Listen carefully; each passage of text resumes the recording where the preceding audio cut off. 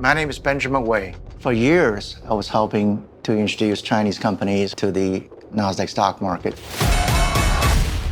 I became Nasdaq's friend for 10 years.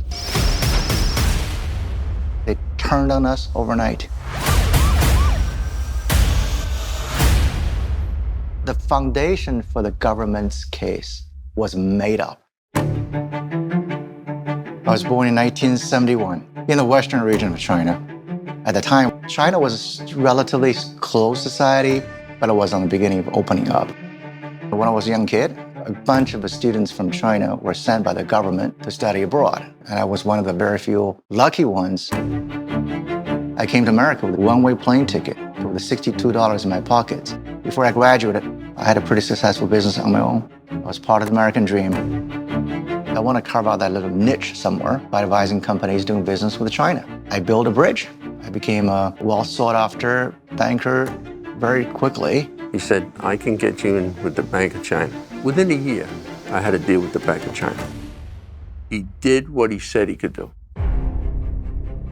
The financial crisis of 2007 wiped out about 1,500 listings at the time. Around that time, the Nasdaq even set up a very fancy office in Beijing to woo Chinese listings to the Nasdaq stock market, and Ben was part of their plan. They needed somebody to act as the ambassador, if you will. And in Mr. Wei, they found the ambassador. For us, partnership with the Nasdaq stock market was a great honor. We were told for years, Mr. Wei, we're the best friends of yours. Do not introduce a company to the New York Stock Exchange. They compete with us. Come to the Nasdaq. Come home to the Nasdaq. And then there was this hiccup. Frauds from far away in China. It strikes at the very credibility of the big stock exchanges, which allowed the Chinese companies to sell their stock. Books for these companies, they presented a vision that was not quite consistent with reality. There seemed to be this firestorm of what is every other Chinese company doing on the exchange, and let's look at them a lot closer. And some of them were outright scams. Nasdaq made a mistake with the listings, and they didn't know what to do with it. They asked questions about Vincent Lee and Kung Lu and Asian-sounding names. I thought it was some kind of racial prejudice.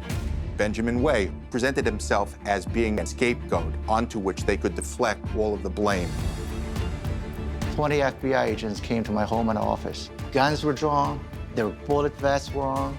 There were actual celebrations at Nasdaq upon learning that he had been indicted. I lost 100% of my clients. I lost all my employees. That was the end of my career on Wall Street.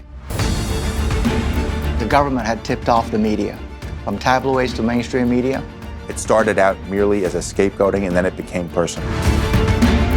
Ben Wei said to me, David, my life is in your hands. That was actually one of the more chilling moments of my legal career.